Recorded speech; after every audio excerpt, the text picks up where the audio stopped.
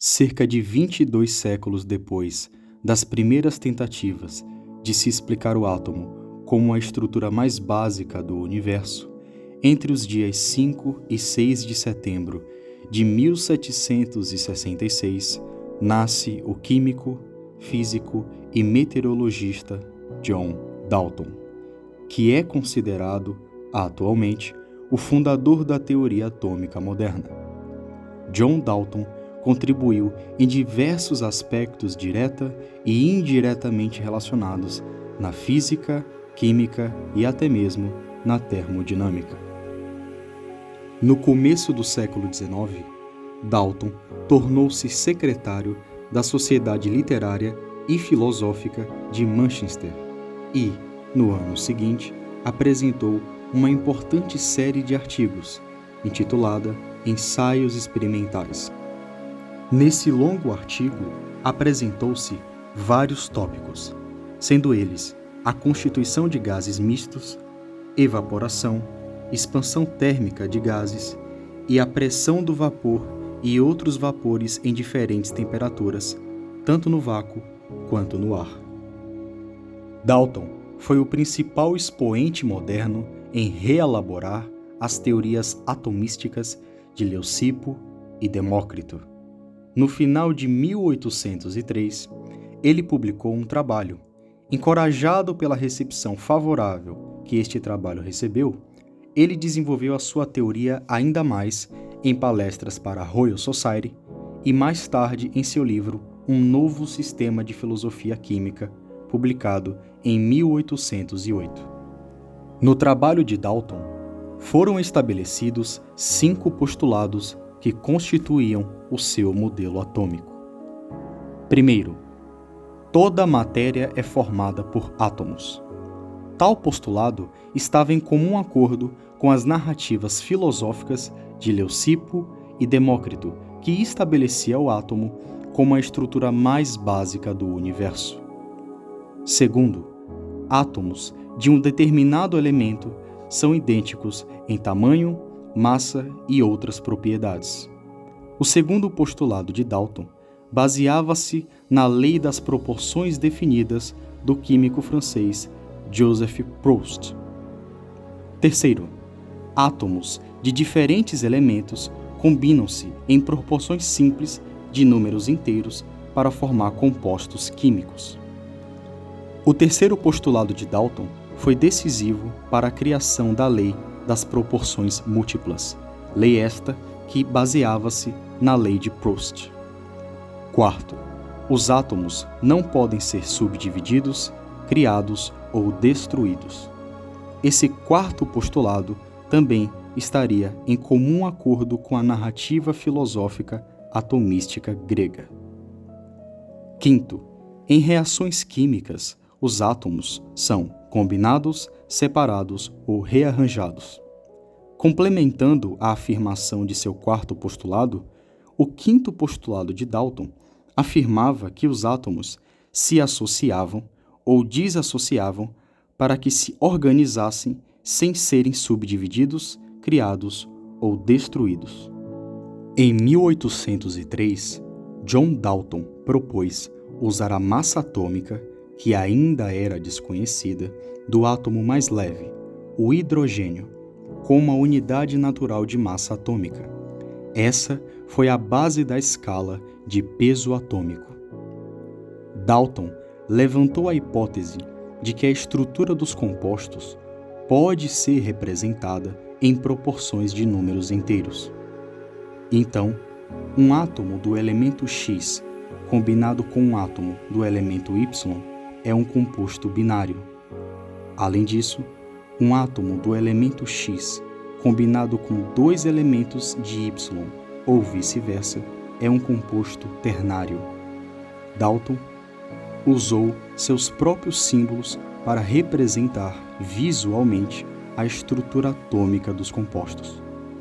Eles foram publicados em seus textos de química em 1808 no livro Um Novo Sistema de Filosofia Química, no qual ele listou uma série de elementos e compostos comuns. Muitos desses compostos foram listados corretamente, mas outros não.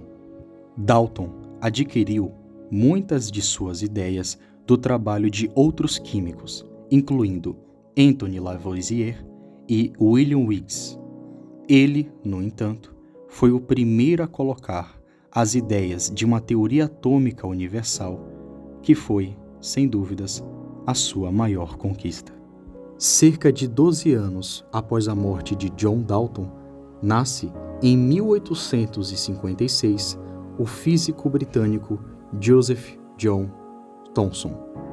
No final do século XIX, Thomson sugeriu o seu modelo atômico, na qual esse foi o primeiro modelo científico do átomo com uma estrutura interna específica, mesmo que suas primeiras descrições não incluíssem fórmulas matemáticas.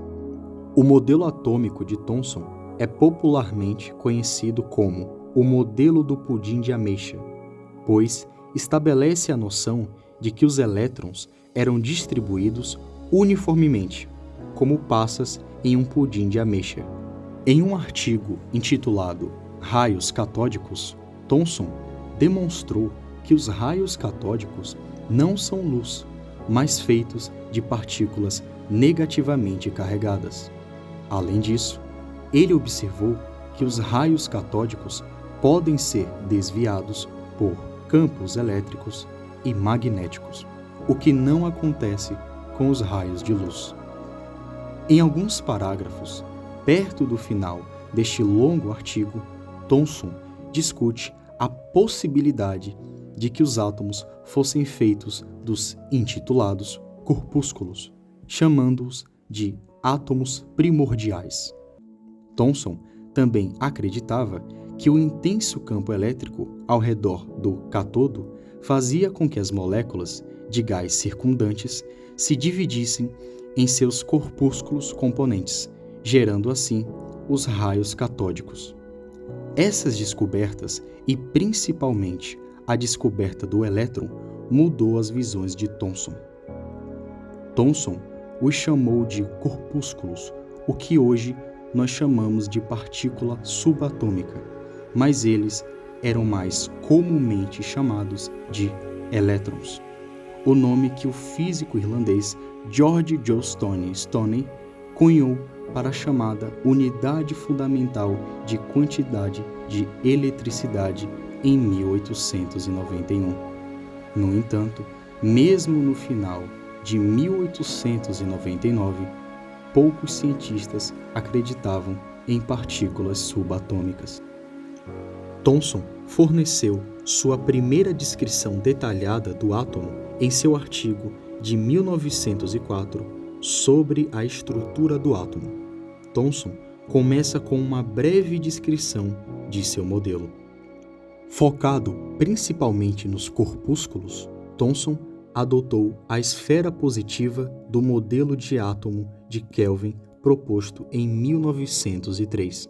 Ele, então, fez uma análise mecânica detalhada de tal sistema, distribuindo os corpúsculos uniformemente ao redor de um anel. A atração da eletrificação positiva é equilibrada pela repulsão mútua dos corpúsculos. Sua análise se concentrava na estabilidade, procurando casos em que pequenas mudanças na posição são neutralizadas por forças restauradoras. Depois de discutir suas muitas fórmulas para estabilidade, Thomson concentrou-se na análise de padrões no número de elétrons em vários anéis concêntricos de configurações estáveis. Esses padrões regulares, Thomson argumentou que são análogos à lei periódica da química por trás da estrutura da tabela periódica. Esse conceito de que um modelo baseado em partículas subatômicas poderia explicar tendências químicas encorajou o interesse no modelo de Thomson e influenciou o trabalho futuro, mesmo que os detalhes das atribuições de elétrons de Thomson se mostrassem, em certos pontos, incorretos. Thomson acreditava que toda a massa do átomo era transportada pelos elétrons. Isso significaria que mesmo um pequeno átomo teria que conter milhares de elétrons, e a eletrificação positiva que os encapsulava era sem massa. Em 1907, Thomson publica a teoria corpuscular da matéria, que revisou suas ideias sobre a estrutura do átomo e propôs novas vias de pesquisa. No capítulo 6, ele elabora ainda mais seu experimento usando pinos magnetizados na água, fornecendo uma tabela expandida. Por exemplo, se 59 pinos fossem colocados na piscina, eles se organizariam em anéis concêntricos da ordem 20, 16, 13, 8, 2, ou seja, do mais externo para o mais interno. No capítulo 7, Thomson resumiu seus resultados de 1906 sobre o número de elétrons em um átomo. Ele incluiu uma correção muito importante.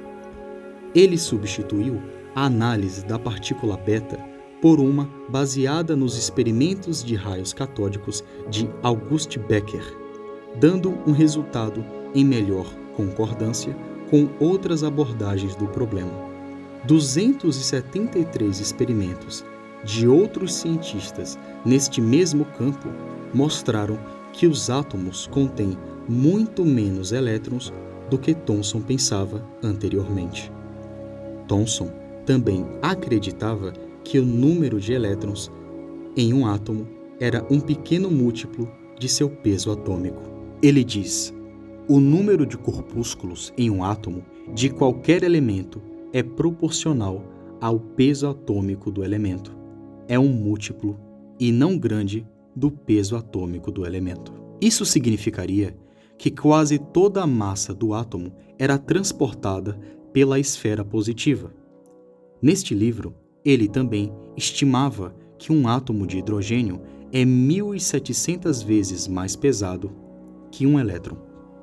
Thomson ainda não sabia qual substância constituía a eletrificação positiva, embora tenha notado que nenhum cientista havia encontrado ainda uma partícula carregada positivamente menor que um íon de hidrogênio. Contudo, verifica-se que, do começo do século XIX até o começo do século XX, John Dalton e Joseph John Thomson foram os principais responsáveis tanto pela descoberta das combinações atômicas de diferentes elementos, tanto pela descoberta de que existia um nível ainda mais profundo do universo, além do átomo, o elétron.